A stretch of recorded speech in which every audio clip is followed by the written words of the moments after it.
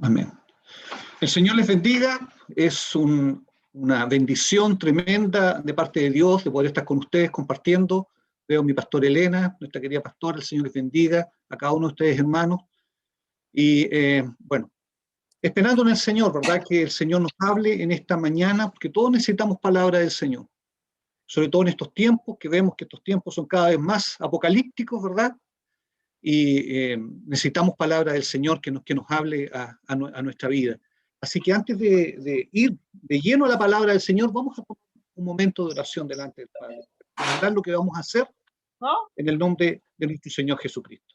Así que vamos a orar antes de la palabra. Sí, claro. Padre, te amamos, te bendecimos, te damos gracias, Señor, porque nos das nuevamente la oportunidad de estar juntos, Señor, como un pueblo. Padre mío, nos das esta oportunidad gloriosa, Señor, de aprender de ti. Señor, aquí estamos nosotros, discípulos tuyos, con todo nuestro corazón, porque necesitamos aprender de ti, Padre. Necesitamos, mi Señor, Padre eterno, que tú muevas, Señor, tu brazo poderoso en favor de esta generación, Padre, que tanto lo necesita. Señor, estamos dispuestos delante de ti. Señor, queremos escuchar esta predicación con oídos circuncidados, Señor, Padre, para que tu palabra entre, penetre en lo más profundo de nuestro corazón, penetre a nuestro espíritu, Señor, y nos vivifique, Señor. Porque, Dios mío, en este día, si estamos aquí para escuchar tu palabra, es porque tenemos hambre y sed de ti, Señor. Gracias, Dios, te alabamos y te bendecimos. Amén. Amén. Gloria al Señor, nuestro Dios. ¿Se escucha bien, verdad? ¿Se escucha bien? ¿Sí? Ya. Amén. Yo creo que vayamos a 2 de Corintios, capítulo 10. Vamos a leer versículo 3 y 4. Es muy importante lo que el Señor quiere ministrarnos hoy día en la mañana. ¿Ya? 2 de Corintios, capítulo 10, versículo 3 y 4. Y vamos a dar lectura en el nombre del Señor. Y dice así: pues, aunque andamos en la carne, no militamos según la carne, porque las armas de nuestra milicia no son carnales, sino poderosas en Dios para la destrucción de fortalezas. ¿Saben? Cuando uno lee estos versículos, yo creo que la mayoría lo sabemos de memoria y lo repetimos, ¿verdad? Pero ¿sabe que hay una verdad tremenda acá? Bueno, como toda la palabra del Señor, hay un misterio, hay una verdad que es importantísimo que nosotros la entendamos para poder levantarnos como una generación vencedora. Como el apóstol Pablo también nos enseña, nos dice, nosotros somos más que vencedores. Yo quiero ser vencedor. Yo creo que si estamos todos aquí reunidos es porque todos queremos ser vencedores. Y no solamente nosotros de manera individual queremos ser vencedores. Nosotros queremos que nuestros matrimonios, ¿no es cierto?, los que tienen esposas sean vencedoras, los que tienen maridos sean vencedores, ¿cierto? Nuestros hijos sean vencedores, nuestras familias, los que tenemos nietos, ¿verdad?, o nietas, ¿verdad? Queremos que sean vencedores también. Porque vemos un mundo que lamentablemente se está hundiendo cada vez más en la oscuridad. Vemos un mundo que se está hundiendo más en la confusión. Yo creo como nunca. El mundo está diciendo, no, si nosotros vamos a enrielar esto y vamos a conducir, ¿no es cierto?, toda esta humanidad por caminos, ¿no es cierto?, de justicia social, de amor, de fraternidad, ¿no es cierto?, de tolerancia. Pero lo único que está haciendo el enemigo es tomando a esta humanidad y arrastrándola hacia el pozo más profundo. Entonces, mira, aquí la palabra del Señor nos enseña un misterio. ¿Cuál es este misterio? O varios misterios nos enseña aquí. Mira, la Escritura nos dice primeramente, la primera parte del versículo que leíamos, decía aquí, en el primer versículo, el versículo 3, dice, pues aunque andamos en la carne, no militamos según la carne. Hay una realidad. Mira, cuando tú buscas al Señor, yo escuchaba, ¿cierto?, nuestro hermano William también aquí, ¿cierto? Hay una realidad. ¿Cuál es esta realidad? Cuando tú quieres hacer las cosas bien delante del Señor, quieres andar en santidad, quieres andar en justicia, quieres andar en rectitud, te vas a encontrar que te va a costar. Y muchas veces, ¿verdad? Muchas veces en la carne, en nosotros nos doblega y nos vence. Por eso que vemos una gran cantidad de cristianos que lamentablemente luchan, pero se levantan y caen, se levantan y caen, se levantan y caen, se levantan y caen. ¿Por qué? Porque hay en nosotros una carne, una naturaleza. Mira, la Escritura nos dice que nosotros en Cristo Jesús somos nuevas criaturas, ¿verdad? El Señor dice, en Cristo Jesús somos nuevas criaturas. Muchos dicen, no, somos nuevas criaturas, entonces, bien, vamos a vencer y vencimos el pecado y vencimos la tentación. Tengamos cuidado, porque todavía hay una carne de pecado en nosotros. Todavía hay una naturaleza pecaminosa que nos lleva a pecar, que nos lleva a hacer las cosas mal. Todos somos tentados en todas las áreas de nuestra vida. ¿Quién no es tentado? ¿Cierto? ¿Quién no es tentado? Nadie puede decir, ¿sabes qué? Yo no soy tentado en ninguna área. ¿Cierto? No, eso sería falso. Porque la palabra del Señor dice, pues aunque andamos en la carne, andamos arrastrando, ¿no es cierto? Andamos con esta naturaleza humana caída, ¿cierto? Porque lamentablemente es así. Nosotros traemos una herencia de maldición desde nuestros primeros padres llamados Adán y Eva. Traemos una maldición sobre nosotros. Que esta naturaleza humana está maldita, ¿cierto? Pero aquí donde está lo hermoso, aquí donde está lo glorioso, que el Señor Jesucristo vino a hacer una obra. ¿Para qué? Para vivificar nuestro espíritu, ese espíritu que estaba muerto a consecuencia del pecado. Recordemos, ¿no es cierto?, lo que pasó con Adán y Eva. Adán y Eva, ¿no es cierto?, cuando pecan ellos, ¿qué pasa con ellos? La Escritura dice que murieron. Ellos experimentaron doble muerte, murieron, ¿no es cierto? Con los años ellos murieron naturalmente, pero ellos experimentaron una muerte realmente terrible. La mayor muerte que puede experimentar todo hombre, toda mujer, todo ser humano, es estar separado de la gloria de Dios. Esa es la mayor muerte. ¿Sabes qué? Yo no sé, yo me acuerdo que tiempo atrás, yo esto lo he contado muchas veces, yo cuando era niño, yo tuve la experiencia del hermano de un amigo que murió, era joven, estaba en segundo medio, nosotros estábamos en básica, él estaba un poquito más grande, y yo le tomé un miedo a la muerte. Yo en la noche, yo por tiempo, pesadillas de la noche, porque le tenía un terror a la muerte.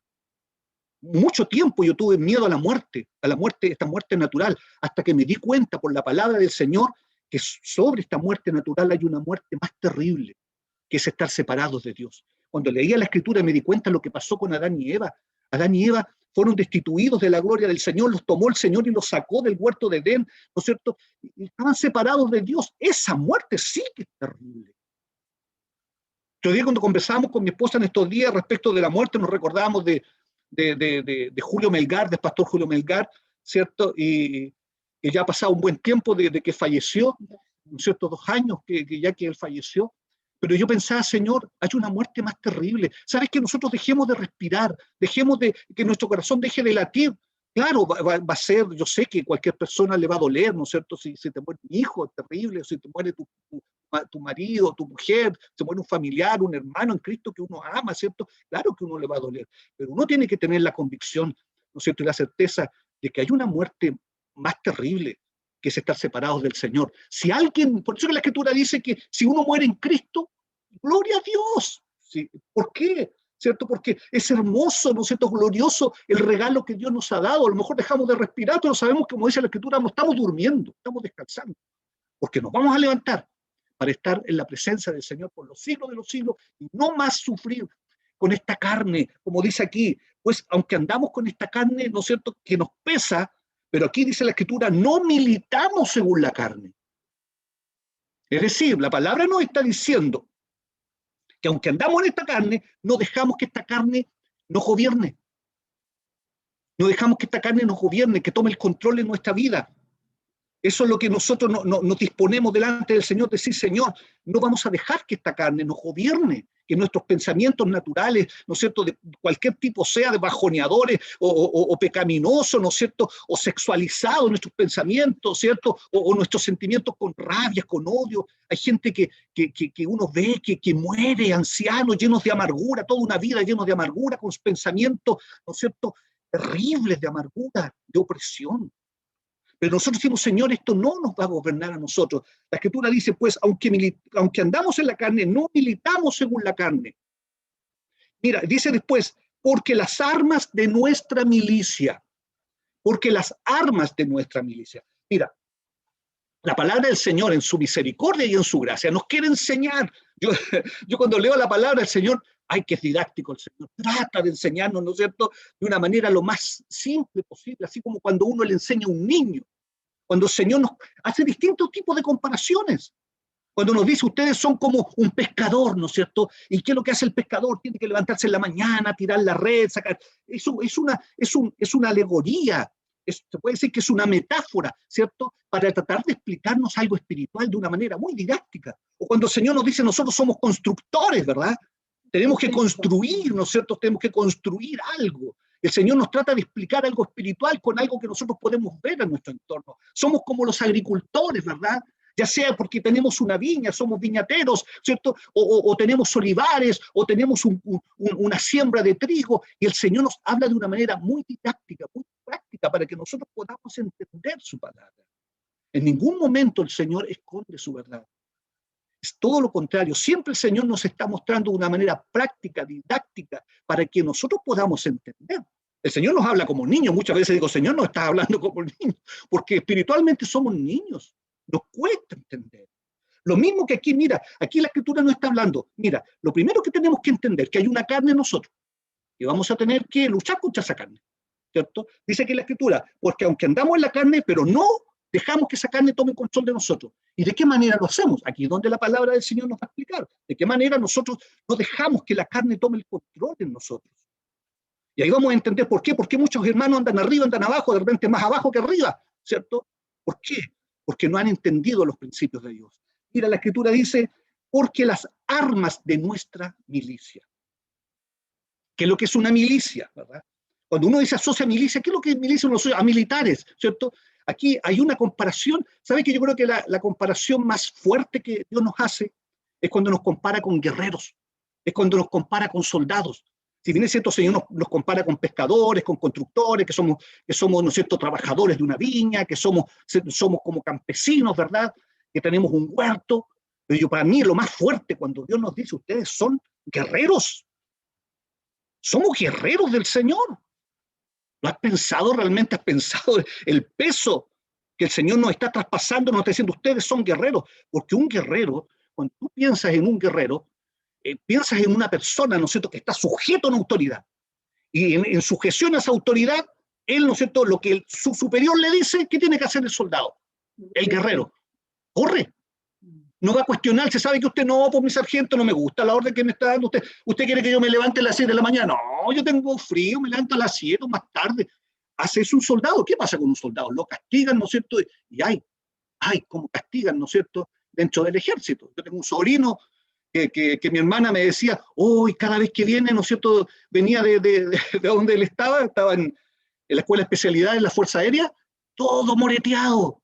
Me decía, todo con las costillas aquí, me decía, se nota que le pegan culatazos. ¿Por qué? Porque mi sobrino era, como se dice vulgarmente, paradito en la hilacha, ¿verdad? No aguantaba autoridad. Po.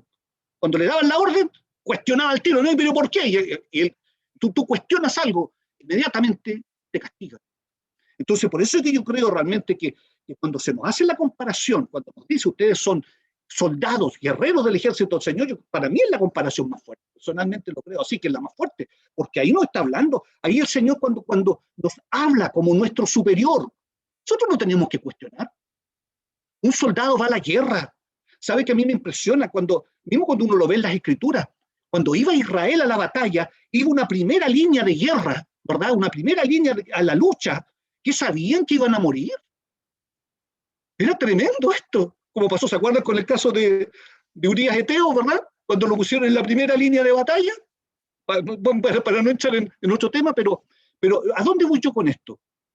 Es que nosotros cuando nuestro superior nos da la orden, aún de repente vamos a la muerte. Mismo cuando el apóstol Pablo hablaba, el apóstol Pablo sabía que iba a la muerte, yo sé a dónde voy, yo sé cuánto tiempo me queda de vida, pero yo voy, porque es la orden de mi superior.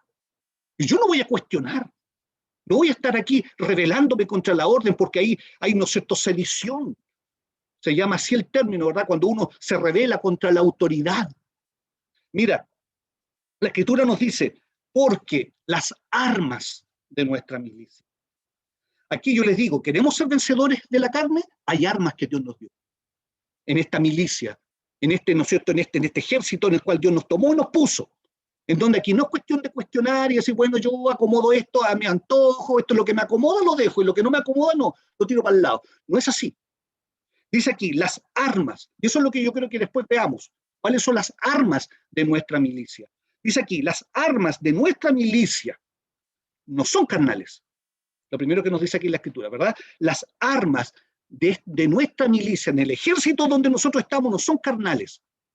Es decir, ¿cierto? No es conforme a lo que yo creo, no es conforme a lo que yo siento, no es conforme a lo que a mí me parece, a lo que a mí me acomoda, sino que conforme al propósito y la voluntad del Señor. Me gusta mucho cuando en Zacarías, ¿no es cierto?, cuando el Señor nos habla y nos dice que las armas perdón, ¿cómo dice en Zacarías 4:6? Se me fue muy conocido el versículo. No es con espada, ni es con ejército, ¿no es cierto?, sino con mi espíritu. Perdón, se me había ido el versículo, ¿cierto? No es con espada, no es con lo natural. Mira, escúchame una cosa. ¿Tú quieres ganar la batalla en tu vida? ¿Quieres ganar la batalla en tu familia? Las armas que tienes que usar no son carnales, no eres tú. Mira, nosotros todos tenemos, yo quiero que nuestros hijos, yo quiero que mi sobrino Joel, que es un hijo para mí, yo quiero que sea un hombre vencedor. Yo quiero que nuestras nietas, que Amanda, que Amparito sean jóvenes vencedoras y no sean arrastradas por este mundo. Yo quiero eso con todo mi corazón. Yo quiero que se levante un pueblo poderoso en obra y en palabra. Pero esto no depende de nuestras capacidades naturales. No depende de nuestra disposición natural. Mira, aquí la Escritura nos dice, porque las armas de nuestra milicia no son carnales. Esto es lo que nos quiere decir. Mira, por eso que nosotros tenemos que buscar el Espíritu de Dios. Por eso que tenemos que buscar al Señor. Cuando uno dice, oye, estos evangélicos, estos canutos tan fanáticos, están todo el día orando, están leyendo, están buscando. ¿Por qué? Porque tenemos que enfrentar una guerra que no es natural, que no es humana. Yo por eso cuando muchas veces yo siento mucha tristeza cuando de repente hay pastores que llevan años en sus ministerios, de repente toman los guantes y lo cuelgan, como se dice vulgarmente, y se apartan del Señor. Y digo, ¿qué pasó? ¿Qué pasó, Dios mío, con este siervo? ¿Qué pasó con él?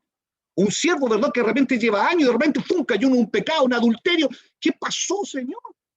¿Qué pasó ahí? Mira, las armas de nuestra milicia no son carnales. Aquí es donde por eso que tenemos que buscar al Señor. Tú dices que quiero vivir una vida en santidad, una vida en corrección, una vida que no caiga ante el pecado. Tienes que entender que necesitas a Dios en tu vida, que necesitas buscarlo todos los días de tu vida. Esto no es una cosa, ¿no es cierto?, de buscarlo una vez a la semana. ¿Por qué? Porque los 8 o 6 días, ¿no es cierto?, el diablo te agarra, ¿no es cierto?, y hace lo que quiere contigo. Porque no es una vez a la semana, esto es algo permanente, algo constante en tu vida, de buscar al Señor. Mira aquí la Escritura, vuelvo a leer, porque las armas de nuestra milicia no son carnales, no depende de nuestra naturaleza, sino que después agrega, sino que son poderosas. Gloria a Dios. Pero son poderosas ¿en quién? En Dios.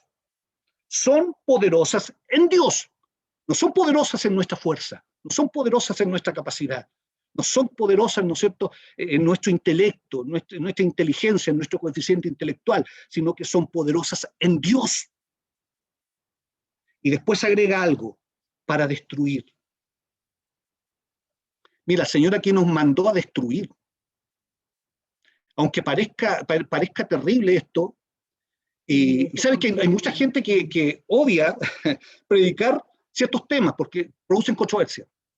Por ejemplo, cuando el Señor les dijo a Israel, entra en tu heredad con Josué, ¿cierto? Entra en tu heredad, toma posesión de tu tierra prometida, de aquella tierra que fluye leche y miel. Pero ¿sabes lo que tienes que hacer tú? Tienes que destruir todo lo que está ahí. Yo cuando leía, Señor, tenías que matar hombres, mujeres, niños, enfermos. ¡Oh, qué terrible, Señor! Yo me quedé callado, ¿y cómo predico esto? ¿Verdad?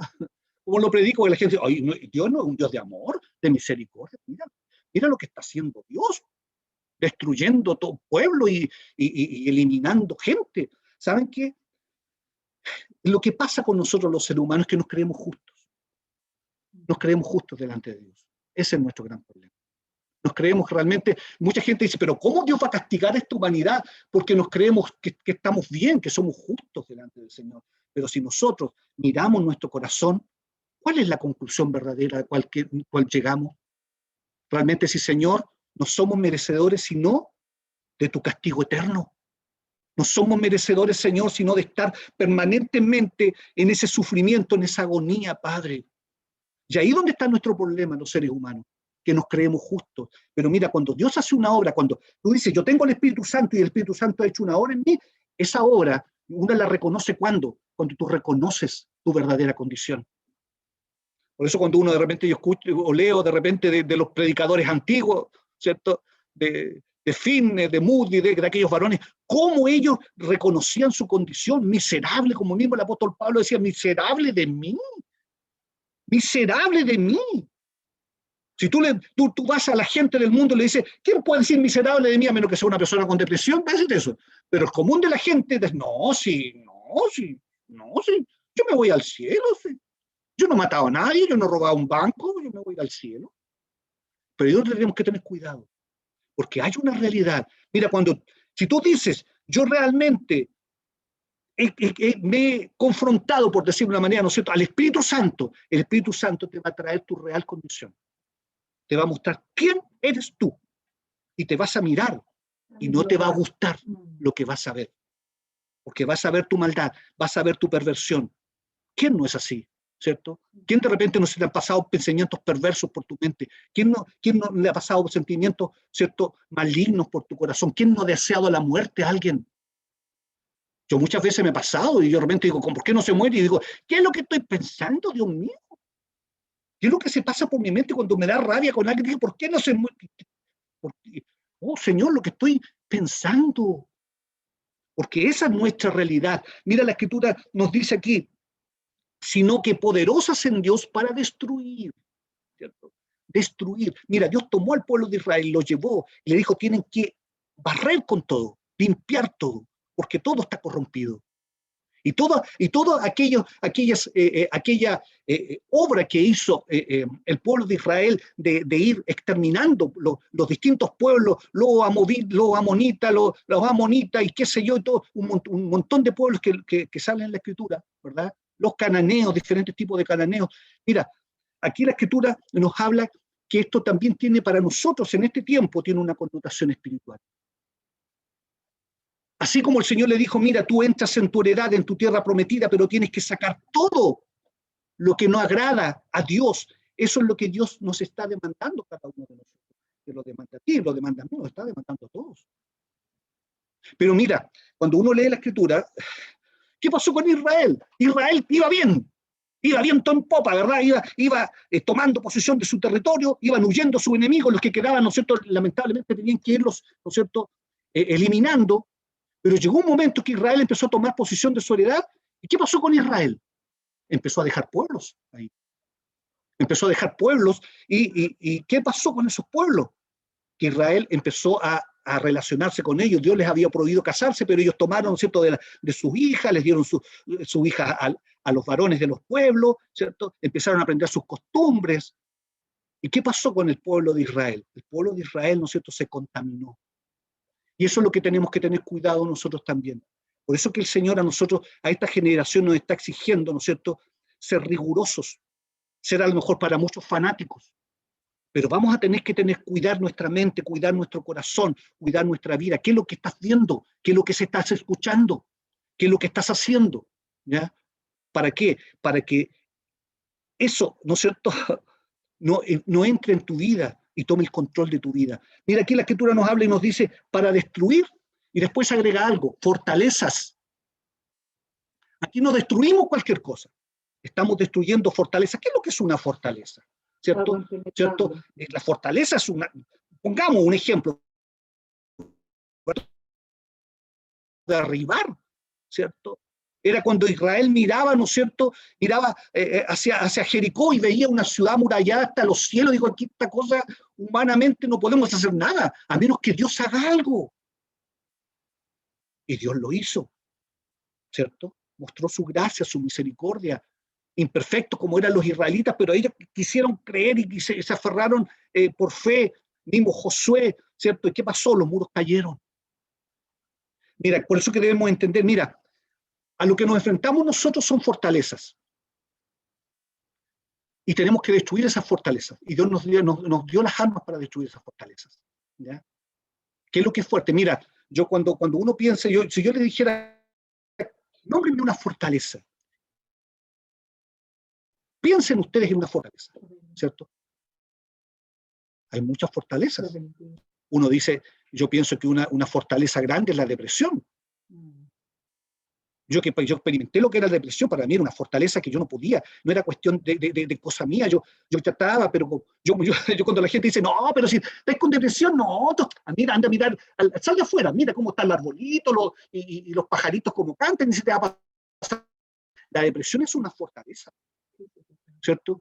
Cuando te dan crisis de pánico, ¿no es cierto? Y uno empieza a sumar, mismo cuando uno piensa, cuando uno ve, ¿no es cierto?, gente que lucha contra la droga. Nosotros conocemos gente que lleva años cristianos luchando contra la droga, están arriba, vuelven a caer, están arriba, vuelven a caer.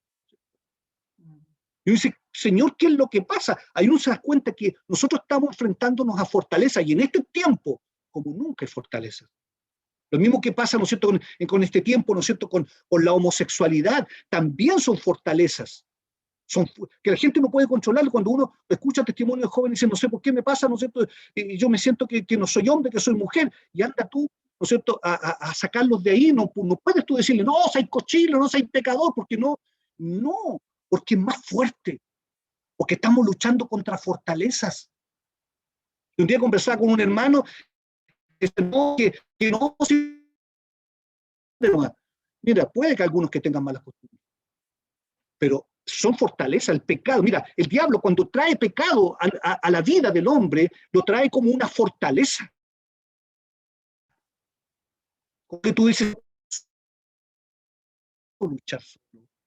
Tantos. Nosotros conocemos también, estamos hablando de gente cristiana, de mujeres cristianas, ¿verdad?, que tienen una vida, y casadas, que tienen una vida, por ejemplo, licenciosa, que no pueden estar con un solo hombre. Y uno dice, oye, esta historia de María Magdalena o de la mujer samaritana no era solamente se da en la antigüedad, ahora se da también, yo creo, como nunca ahora va a venir, ¿no es cierto?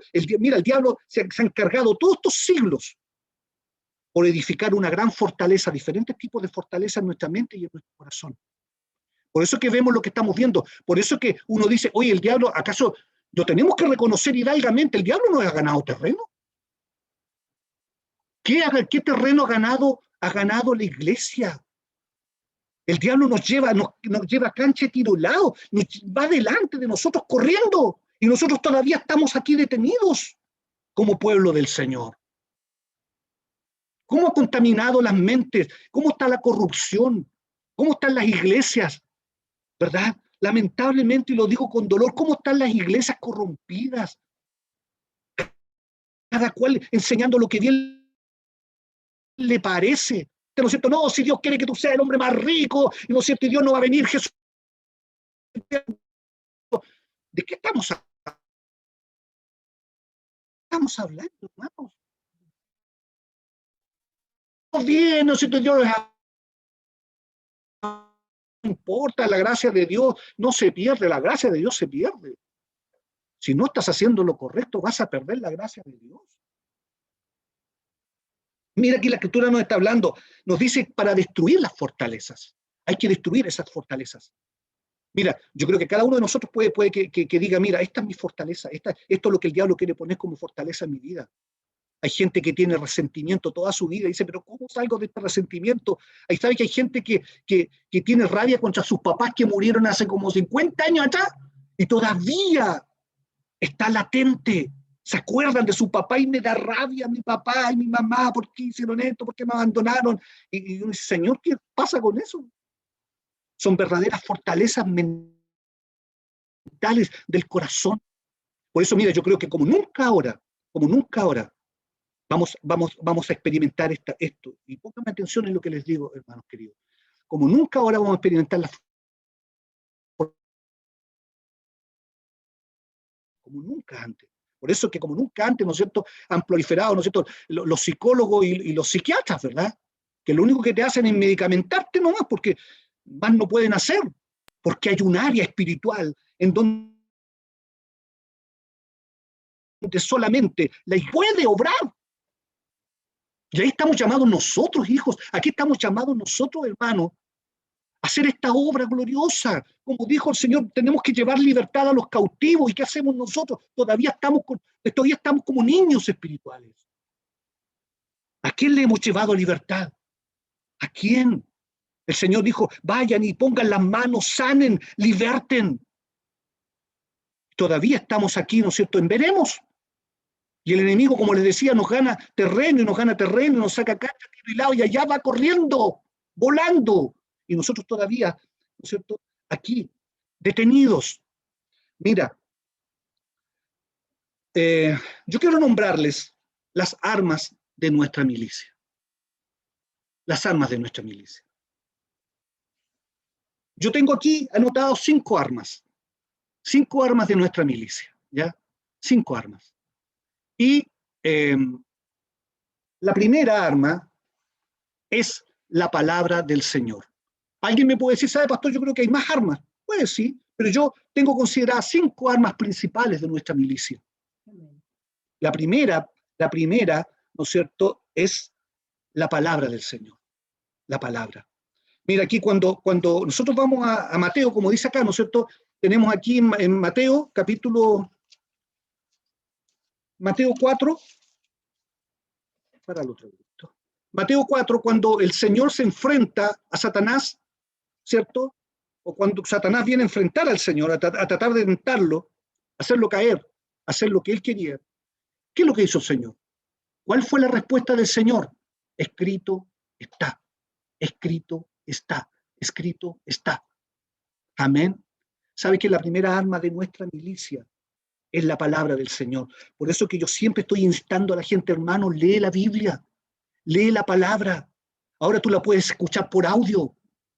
Amén. Y lee la palabra, imprégnate de la palabra, que la palabra tome y se esculpa en tu corazón.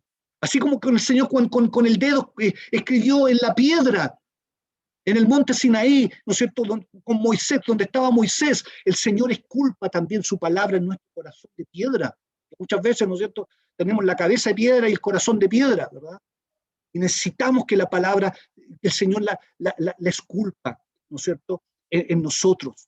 Mira, es muy importante, mira, yo una cosa que siempre estoy diciendo, leamos la palabra del Señor. Lee la palabra del Señor. Mira, cuando uno escucha a los hermanos, siempre dan la razón, pastor, es que no entiendo, la palabra del Señor, entonces como no la entiendo, no leo más, po. Y yo digo, pero tienes que leer, no, pero que usted pastor la entiende, po. Usted como que es privilegiado, como que es más inteligente que yo, entonces usted la entiende. Mira, yo siempre digo, yo cuando empecé a leer la Escritura hace hartos años atrás, yo de repente leía mismo esta carta de los Corintios, yo de repente leía 1 Corintios, 2 Corintios, cerraba la Biblia, ustedes me dicen, ¿qué entendió? Nada entendía. Leía la carta a los Hebreos, ¿qué entendió? Ni jota entendía, nada. Leía, ¿no es cierto?, el Antiguo Testamento, de repente las profecías, y no entendía nada. Pero es claro, uno se desanima, quiere desanimarse, pero ¿sabes lo que a mí me llenaba después mi corazón? Cuando uno está escuchando de repente una predicación, ya sea en directo o escuchaba por la radio una predicación, escuchaba que el pastor estaba hablando y de repente estaba hablando de ese versículo que yo no entendía, y yo empezaba, y ahora estoy entendiendo, ahora estoy comprendiendo lo que había leído, y ahí sabes que el Espíritu Santo trae a la memoria. Yo no sé si a ustedes les ha pasado, yo creo que la mayoría tiene que haberles pasado también eso, que el Señor les trae a la memoria la palabra del Señor en los momentos que uno lo necesita. Cuando tú estás escuchando un predicador, ¿no es cierto?, ungido por un verdadero predicador, un verdadero ungido del Señor, ¿no es cierto?, tú escuchas la palabra del Señor y tú dices, ahora se me viene a la mente esa palabra que no entendía, ahora. ¿Pero por qué? Porque también hay un esfuerzo de tu parte, hay un esfuerzo de nuestra parte de estar leyendo, independiente que uno no lo entienda. Ya va a llegar el momento que lo vamos a entender, porque la palabra tiene que discernirse espiritualmente. Entonces muchas veces nos va a costar, pero mira, la primera arma que nosotros necesitamos es la palabra del Señor. Y la palabra del Señor, como dice, ¿no es cierto?, el apóstol Pablo, comparándolo con una armadura, es nuestro escudo y es nuestra espada. La palabra del Señor nos defiende, ya ves la palabra, ¿no es cierto?, nuestra espada para atacar al enemigo. Entonces, por eso que es importante. Mira, yo no quiero ser autorreferente con esto, pero ¿sabes qué? Nosotros con mi esposa, hace varios años atrás, del 2016, del 2 de octubre del 2016, decidimos leer todos los días un versículo, independiente que leemos mucho más, pero todos los días dije, voy a leer todos los días un versículo bíblico. Y yo ahí en Facebook lo aprovecho a compartir, ¿no es cierto? Y ¿sabes qué? Desde el 2016, del 2 de octubre del 2016 hasta esta fecha, hemos leído todos los días un versículo bíblico, todos los días. Yo creo que en todo este tiempo, yo creo que un par de veces no lo leí en el día, ¿ya? Porque me quedé dormido, cansado, me dormí en la noche, pero el otro día tempranito lo leí, ¿no es cierto? Y me puse en regla. Pero durante todos estos años, imagínate, el 2016, 17, 18, 19, 20, 21, van a ser 5 años, hermano. Y esto no lo hago para decir, oh, el pastor lo que hizo, no. Porque todos lo tenemos que hacer, esto no es una cuestión de unos pocos privilegiados, todos tenemos que estar leyendo la palabra del Señor. Yo he escuchado muchos pastores que dicen, mira, si tú lees, ¿no es cierto? Si no me acuerdo, son 4 versículos diarios, 4 o 5, no recuerdo bien, 4 o 5 versículos diarios, en un año tú te lees la Biblia. Ahora, esto de leer la Biblia, ¿no es cierto? No es solamente no, yo leí la Biblia. Como algunos dicen, no, yo leí la Biblia completita. Mira, es que tú leas la Biblia con hambre, para que Dios te alimente, para que Dios te alimente tu espíritu. Esa es la idea de leer la palabra del Señor, no para adquirir conocimiento, para andar contendiendo con los demás, para ufanarte, ¿no es cierto?, y vanagloriarte de tu conocimiento, no es eso. Mira, la primera arma que nosotros necesitamos, por tanto, es la palabra del Señor. La primera arma que nosotros necesitamos. Mira, ¿cuál es la segunda arma? ¿Cuál es la segunda arma? La oración. La oración. Mira, yo aquí tengo en Josué, si no me equivoco aquí, en Josué capítulo 10.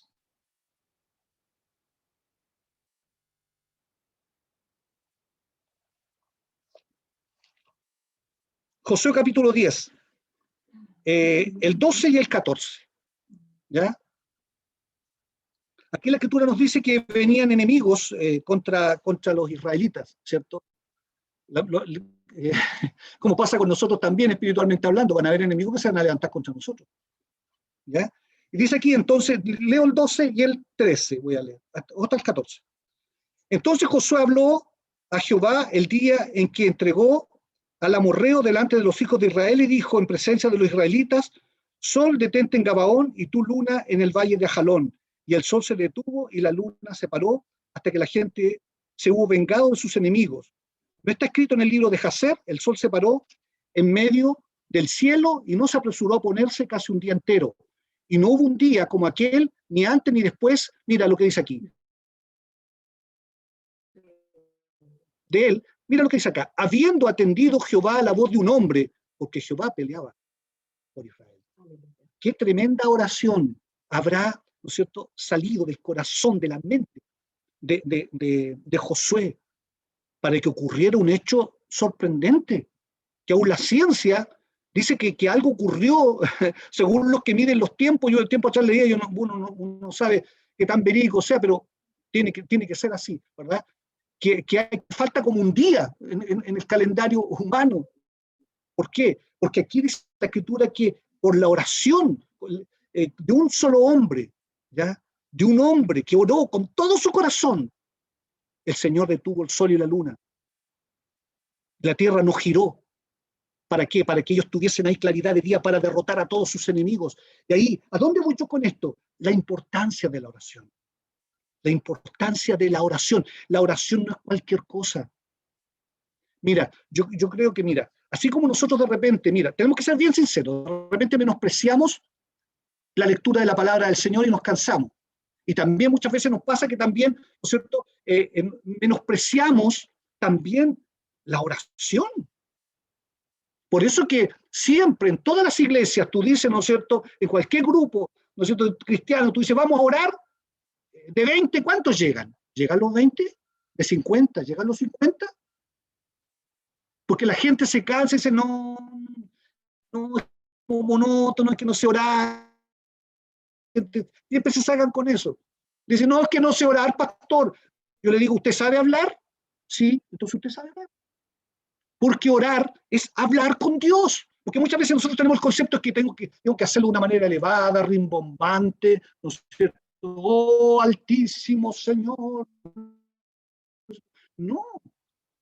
Orar es hablar con tu Padre. Eso es orar. Yo siempre le digo, hermanito, usted no me ponga excusas si usted dice no sé orar. Usted sabe hablar, usted habla con su vecino, entonces usted también sabe orar. Porque orar es hablar con nuestro Padre. Es abrir el corazón.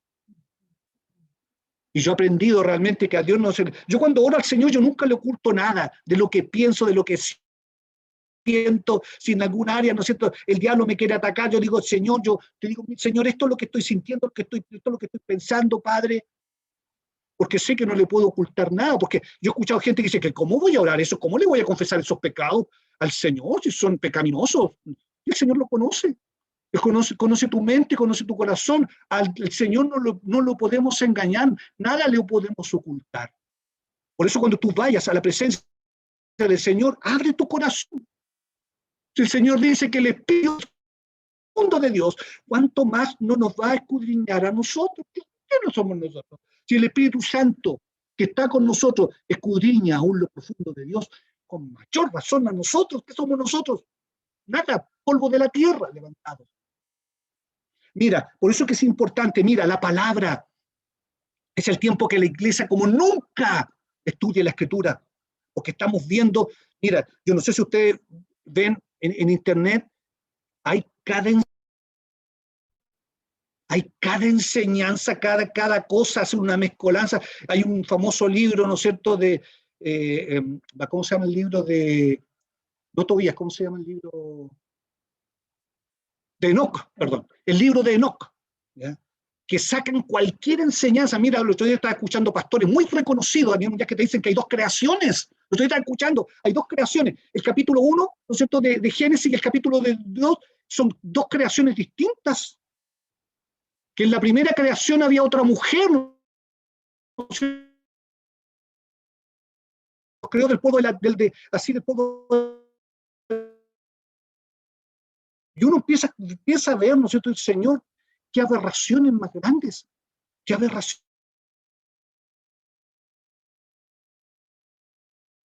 más grandes se están enseñando en medio del pueblo del Señor. Todo este movimiento también del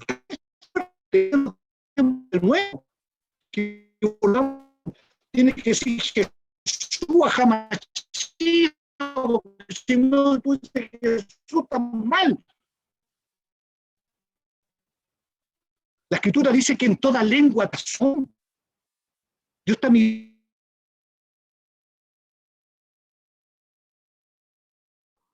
Pastor, se escucha cortado. Perdimos un segundito al pastor Mario, un segundito.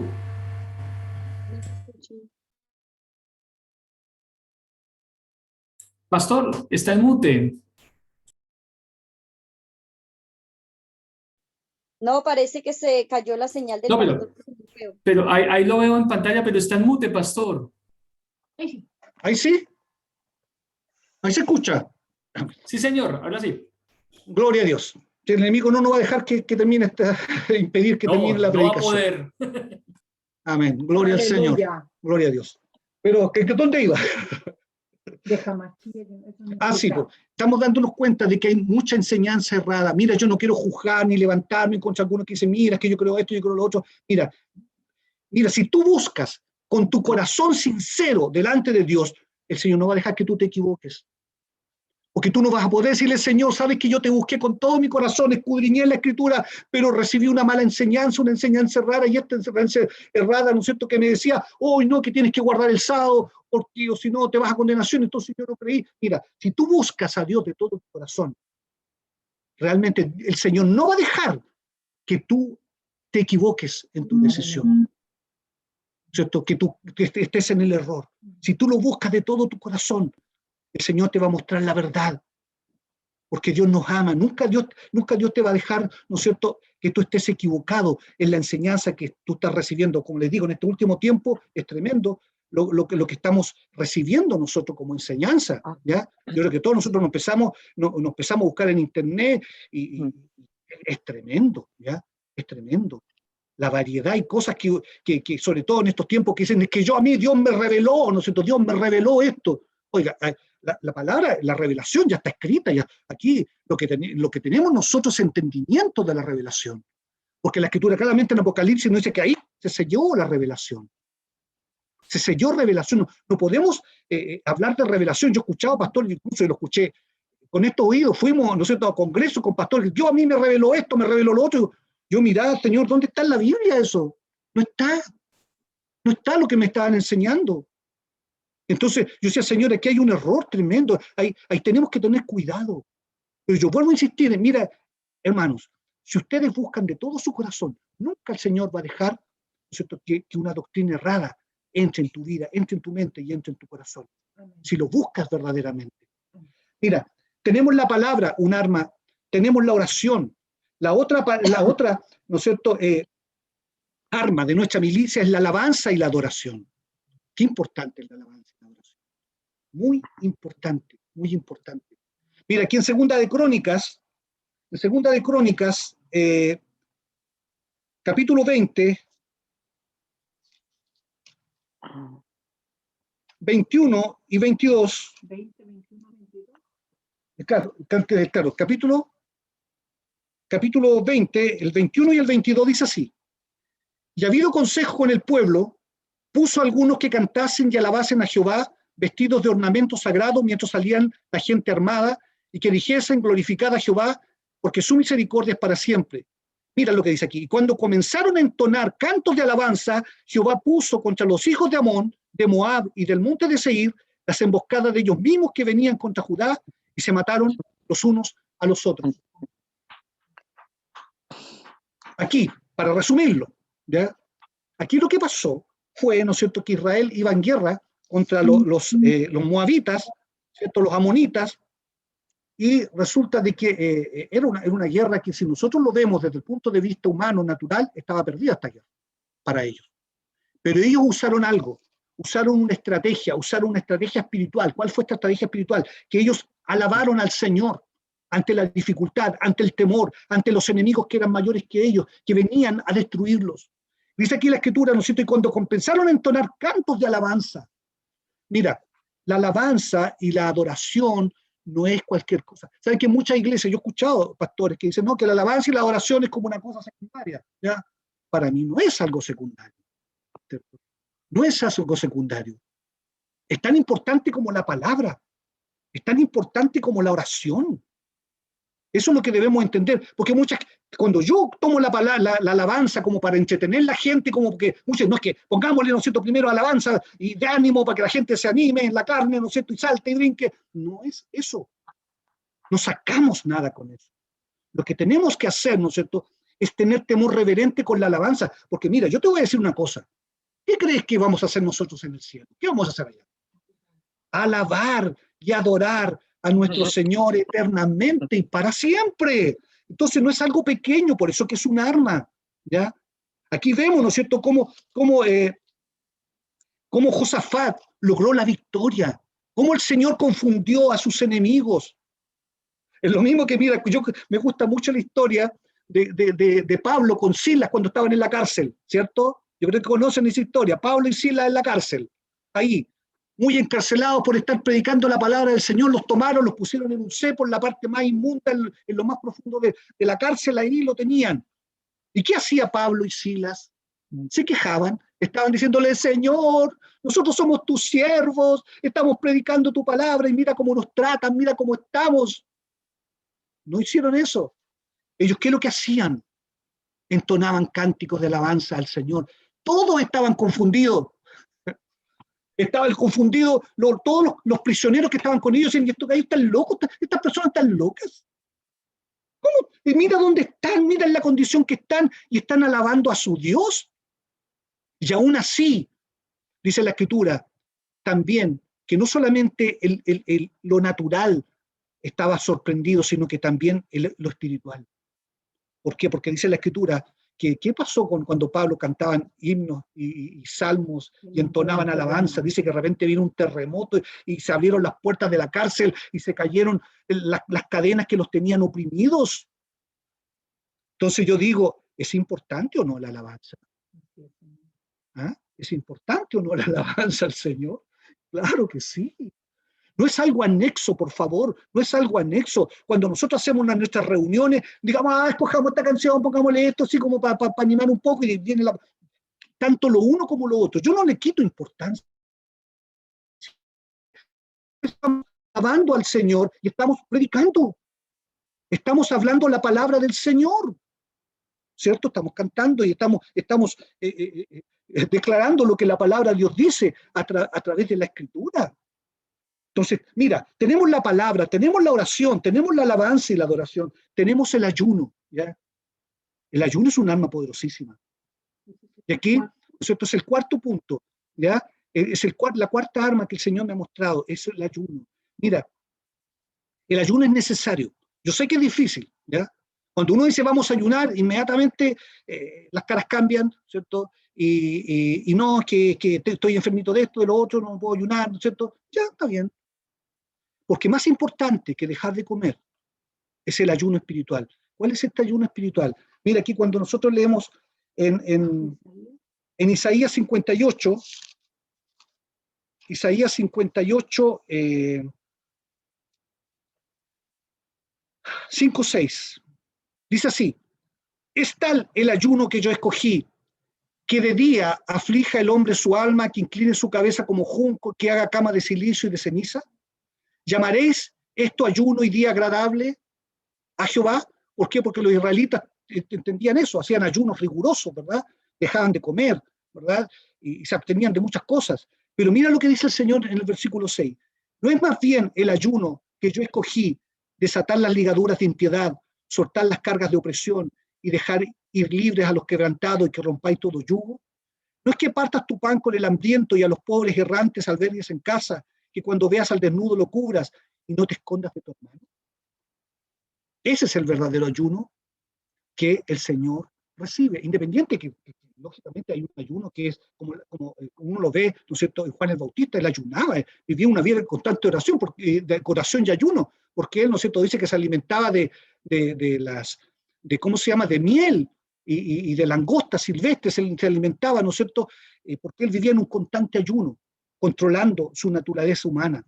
Porque nosotros vemos de repente que hay una fortaleza, como hablábamos de fortaleza, de repente hay gente que tiene la fortaleza que no pueden dejar de comer, y es tremendo, tú dices, por favor, deja de comer, y no pueden dejar de comer, aunque tú los retes, ¿no es cierto?, y les quitan la comida, y por alguna manera se la encargan y vuelven a comer, porque hay fortalezas, ¿ya? Mira, es importante el ayuno en cuanto a abstenerte de alimentos y consagrar tiempo al Señor. Yo siempre le digo a los hermanos, mira, si no solamente aquí es dejar de comer, es apartar un tiempo para el Señor. ¿Ya? Aparte ese tiempo para orar, aparte ese tiempo, ¿no es cierto?, para leer la palabra, aparte ese tiempo para estar en intimidad, en comunión con el Señor, para que tenga sentido el ayuno. Mire, yo he escuchado gente que dice, qué bueno, que pastor, que vamos a ayunar, ¿por qué? Porque así aprovecho a adelgazar. Y no es un chiste, es verdad. Y mucha gente lo dice en serio, ¿sabe, pastor? Vamos a ayunar también porque así aprovecho que estoy muy gordito, entonces aprovecho a adelgazar. Eso no es el objetivo. Eso no es, ¿no es cierto?, el objetivo de un ayuno. Y es un arma que Dios nos dejó. Es un arma, ¿ya?, que Dios nos dejó para vencer estas fortalezas. ¿Por qué? Porque cuando tú ayunas, aprendes a controlarte, ¿cierto? Mire, yo cuando cuento respecto de los ayunos, nosotros un tiempo atrás hacíamos mucho ayuno, ahora hemos disminuido nuestro ayuno, pero en tiempo hicimos ayunos muy largos.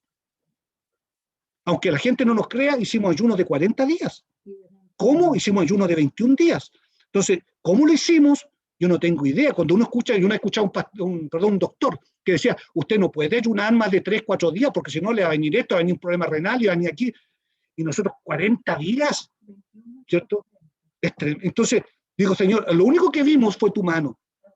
¿Y por qué lo hicimos? ¿Lo hicimos para vanagloriarnos? No, lo hicimos porque buscábamos a Dios de todo nuestro corazón, teníamos hambre y estábamos desesperados, Señor. ¿Cómo te buscamos? ¿Cómo te buscamos? Pero ahí nosotros entendimos algo, ¿verdad? Lo importante que es, mira, cuando tú ayunas, tú te niegas a ti mismo. Mira, cuando tú ayunas, ¿no es cierto?, tú estás controlando como esta naturaleza, como leíamos, ¿no es cierto?, en Corintios, ¿verdad? Aquí, que no militamos ahora según la carne. Y yo cuando hacíamos los ayunos, yo me di cuenta de algo. Mira, tú dices, mira, tú proponte si voy a hacer un ayuno. ¿Y sabes lo que te va a pasar cuando tú digas voy a hacer un ayuno? Te va a dar hambre al tiro. Inmediatamente te da hambre. Y yo le decía a mi esposa, de repente uno compra fruta, todo nos pasa en las casas de repente. Tú compras frutas, compras manzanas, compras naranjas, compras plátanos, y lo pones en tu frutero, y la fruta se empieza a echar a perder porque tú la ves, la fruta, y no te dan ganas de comer. Pero tú dices, voy a ayunar, ya, hoy día empiezo mi ayuno. Y pasa por el frutero y sientes el olor de la fruta. Y, uy, mira ese plátano, mira, esa manzana, que se ve rica esa naranja. Inmediatamente yo me daba cuenta, decía, ¿qué es lo que me está pasando? Digo yo, aquí hay algo, ¿cierto? También lo que pasa, yo de repente abría el refrigerador y como nunca tú sientes el olor, no sé, por ejemplo, yo siento el olor de las, ¿cómo se llama? De las verduras, del perejil, del cilantro. Imaginaba una sopita, así una sopita, con perejil arriba picado, ¿verdad? Inmediatamente te da hambre. Y ahí uno se da cuenta, hay una carne en nosotros. Por eso cuando tú ayunas, tú inmediatamente te vas a dar cuenta que algo se va a activar en ti, que te va a dar hambre, que vas a querer comer cosas que antes las tenías ahí, las podías ver, la voy a botar, se echa un poco a perder, la botar. Pero en ese momento lo único que quieres es ir a sacarle al tarro a la basura y comértela, limpiarla bien y comértela. ¿Por qué? Porque es así nuestra naturaleza, es la carne, ¿ya? Por eso cuando nosotros ayunamos tenemos que aprender a controlar también esto que se llama carne en nosotros, ¿ya?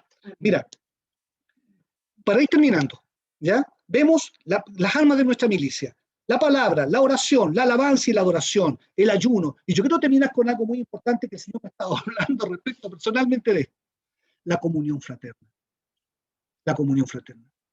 Saben que yo, hace un tiempecito atrás, ¿ya? Empecé a leer el libro de los Hechos de los Apóstoles, empecé a estudiarlo, más que leerlo. Lo volví a leer y lo volví a pachar y lo volví a leer, y en el computador me puse a anotar lo que iba entendiendo, ¿ya? Y me di cuenta de algo, que si algo tiene el libro de los Hechos de los Apóstoles, es la unidad de aquella generación. ¿Sabes qué? Es tremendo esto, porque cuando uno lo lee, mira, aquí cuando uno lee, aquí tenemos, ¿no es cierto?, Hechos, en el capítulo 2, versículo 1, Hechos 2:1, dice algo acá. Dice que estaban unánimes y juntos. Todos, ¿cierto? Unánimes y juntos. Hechos 2:1.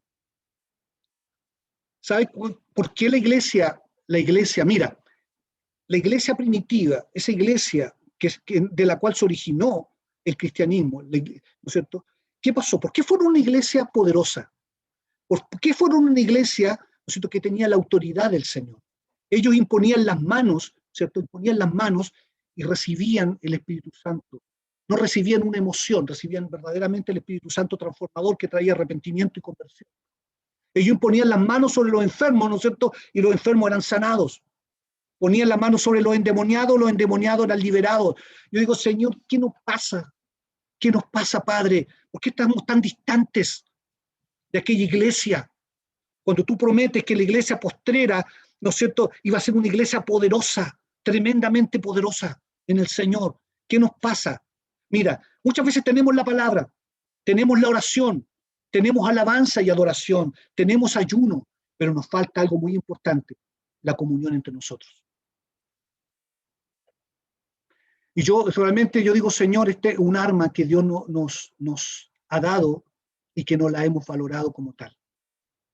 Mira, el enemigo, desde el principio de la creación, lo único que ha hecho es traer división. Divide. La obra del diablo es dividir, es traer división. ¿Qué es lo que hizo con Adán y Eva? Los dividió. ¿Qué hizo, ¿no es cierto?, con Caín y Abel? Los dividió. ¿Qué hizo, ¿no es cierto?, después uno va viendo toda la historia del pueblo de Israel, ¿qué hizo con José y su hermano? A dividirlo, ¿no es cierto? Hasta Judá también se había ido, ¿cierto? Estaba desmembrándose el pueblo del Señor. Los patriarcas, donde se iba a originar el pueblo del Señor. Después vemos, ¿no es cierto?, al pueblo de Israel cuando se establece como reino. ¿Cuánto les aguantó el reino? ¿Cierto? Saúl, ¿verdad? David, después Salomón, y ya generaciones que vinieron. ¿Qué pasó con el pueblo de Israel? Dividido en dos reinos. Mira, cuando Dios trae división, el diablo realmente, mira, toma el control. En la división, el diablo toma el control. Esa es la realidad. Por eso que yo creo como nunca, mira, el diablo, por eso que uno dice, ¿por qué hay tantas denominaciones cristianas? ¿Por qué hay tantas interpretaciones? Porque el diablo se ha encargado de traer división al pueblo. Dividirnos, ¿cierto? A dividirnos. Y aquí donde tenemos que entender que hay una arma poderosísima, que nunca la consideramos como un arma, pero para mí es un arma poderosa, que es la comunión entre nosotros, hermanos. Debemos entender, debemos estar en comunión los unos con los otros. ¿Sabe que a mí me da mucha tristeza cuando hay hermanos que dicen, no, pastor, pero hermanos, nosotros reunámonos, todos los días nos reunimos a orar, juntémonos a orar, nosotros, no, pastor, si yo oro en mi casa, no, pastor, si yo leo la Biblia, yo la leo en mi casa. Amén, gloria a Dios que la lea, gloria a Dios que ore, pero falta algo,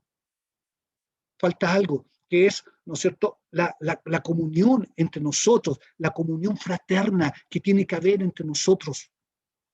El Señor me está hablando fuerte con esto, fuerte, porque de repente nosotros somos como muy individualistas. Yo siempre lo he dicho, ¿verdad? Yo le decía a mi esposa, yo siempre fui de las personas que yo era muy, muy individualista, ¿ya?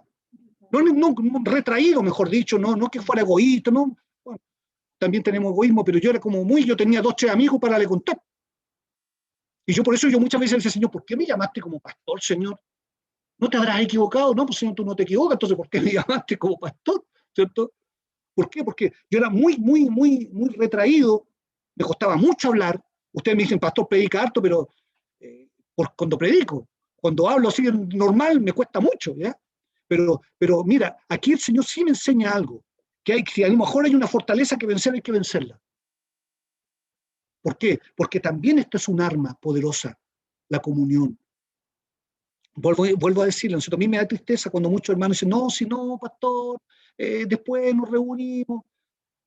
No entienden que ellos nos necesitan a nosotros como pastores. Y sabe que nosotros como pastores los necesitamos a ellos también. Sabe que nuestro pastor Raúl, nuestro pastor Elena, los necesitan a ustedes. Y ustedes los necesitan a ellos. Y nosotros también los necesitamos como nuestros pastores también. Por eso es que es muy importante entender, ¿no es cierto?, estas armas. Mira, dice aquí la Escritura, ¿verdad? Vamos a ir de nuevo aquí en 2 de Corintios, para ir terminando la palabra del Señor. 10, 3, 4. Está en primera. 2 de Corintios 10. Porque las armas de nuestra milicia no son carnales, sino poderosas en Dios para la destrucción de fortalezas. Mientras no haya palabra, mientras no haya oración, mientras no haya alabanza y adoración, mientras no haya ayuno, mientras no haya comunión fraterna, el enemigo siempre nos va a estar doblando el brazo y vamos a estar arrastrando un evangelio. No vamos a levantarnos, ¿cierto?, como esa iglesia victoriosa, ganadora de almas en este último tiempo. Mira, nosotros, esta generación, yo creo que va a ser la generación que sin menospreciar a generaciones anteriores que pasaron hartas situaciones difíciles. Nosotros vamos a pasar situaciones difíciles también. Nos va a tocar predicar en un tiempo muy difícil, en donde vamos a tener que derribar las fortalezas. ¿Y cómo las vamos a derribar? ¿Cierto? Con la palabra genuina del Señor, con la oración sincera, con la alabanza y la adoración constante en nuestra boca, con el ayuno, con la negación y con la comunión fraterna, con la unidad entre nosotros, hermanos. ¿Cierto? Mira, tenemos que estar unificados, unidos en un solo corazón. Saber que tú necesitas a tu hermano y que además tu hermano te necesita a ti. Mira, nosotros, hay mucha gente que de repente, sobre todo mi esposa, la llaman, ¿verdad?, cuando necesitan algo, ¿ya? Y yo esto no lo estoy condenando ni juzgando porque libre al Señor de hacer eso, sino que igual nosotros estamos ahí apoyando, pero nos damos cuenta que les falta entender todavía. Que no solamente, ¿no es cierto?, cuando yo necesite, llamo a los pastores para que me ayuden, me alienten, me animen, ¿no es cierto?, y me den una palabra de consejo. Ya solucioné mi problema, hasta la próxima vez que me vea envuelto en algún problema, los vuelvo a llamar. Y nosotros también necesitamos, ¿verdad?, estar siendo llamados, estimulados también, Que alguna vez un hermano dijo, mira, pastor, ¿no es cierto? Esta palabra del Señor me la entregó, qué hermosa la palabra, y nos alentamos unos a otros. Porque vuelvo a insistirle, el libro de los Hechos de los Apóstoles, mira, leen el libro de los Hechos de los Apóstoles. Si algo vamos a encontrar, que había unidad. Y que todo lo que ellos lograron, todo lo que ellos hicieron, fue porque estaban unificados en el Espíritu. Había unidad en el Espíritu en ellos. Incluso al tal extremo que ellos vendían todas sus posesiones y estaban con una verdadera comunidad. A mí me gusta mucho cuando dice, mismo cuando Pedro estaba encarcelado, ¿verdad? Tomaron a Pedro y lo encarcelaron. ¿Qué es lo que hacía la iglesia? Unidos oraban por Pedro. ¿Y qué pasó? Que Pedro de repente apareció un ángel como en una visión y lo sacó de la cárcel, ¿verdad? Y fue una cosa sorprendente cuando vieron llegar a Pedro, ¿ya? Gloria sea al Señor, nuestro Dios. Amén. Oh Dios, que esta palabra que el Señor nos ha entregado en esta mañana a todos sea una palabra que nos edifique, que nos aliente. Hermanos, el Señor nos llamó para ser guerreros, nos llamó para estar en la primera línea de batalla, nos llamó para estar ahí sujetos, ¿no es cierto?, a un orden. Si tú eres rebelde, si no te sujetas a autoridad, no sirves para el reino de Dios. Te lo tengo que decir, hijo. No sirves en el reino si no tienes orden, si no tienes capacidad de sujetarte, ¿no es cierto?, de sujeción. No podemos ser parte del ejército del Señor. Las armas de nuestra milicia no son carnales, sino poderosas en Dios para destruir todas las fortalezas que el diablo ya ha levantado sobre la tierra. Imagínense, ya estamos viviendo nosotros, yo creo que ya tribulación. Cuando me preguntan, pastor, ¿vamos a vivir tribulación? Yo creo que ya estamos viviendo tribulación. Si no es tribulación lo que estamos viviendo, ¿qué es lo que es? ¿Verdad? El diablo ha tomado posesión, ¿cierto? Ha tomado autoridad. Y vamos tomando cuidado en esto, que yo creo que de aquí a los pocos tiempos más, ¿qué es lo que vamos a estar viviendo como sociedad? ¿Y cómo va a estar la iglesia? ¿En qué plan va a estar la iglesia? ¿En qué pie va a estar? ¿Ya? Ahí es donde nosotros vamos a decir, o vamos a caer en el juego del mundo, o sencillamente nosotros nos vamos a levantar como una voz de autoridad, como una voz profética para este último tiempo, para hacer la gran comisión del Señor y derribar las fortalezas que el diablo ponga en las vidas para poder libertar, porque hay mucha gente cautiva, mucha gente cautiva. Yo creo que si nosotros pensamos en nuestras propias familias, ¿cuántos están cautivos? ¿Cierto? Yo he conversado con mucha gente que dicen, oye, ¿sabes qué? Mi hijo, mi hija, mi sobrino, se declaró homosexual y chuta, tremendo, ¿verdad? O tengo un pariente, ¿no es cierto? Un joven, ¿verdad? Que está metido, ¿no es cierto?, en la droga y no puede salir. Y vamos tomando algunos ejemplos solamente, ¿cierto? Yo pienso ahora mismo, ¿sabes que yo he conversado con mi esposa cuando nosotros estamos orando y empezamos a orar por nuestra propia familia? ¿Sabe que todos conviven? Yo digo, ¿cuántos casados hay? De 10 que uno ora, dos están casados y el resto todos conviven, y algunos tienen hijos aquí, tienen hijos con la otra pareja, tienen hijos para acá, ¿cierto? Y hay un desorden tremendo, y eso son verdaderas fortalezas que el diablo ha puesto en medio de esta generación. Nos va a tocar una lucha grande, hermanos, pero yo declaro en el nombre del Señor que somos más que vencedores, eso es lo que tenemos que decir.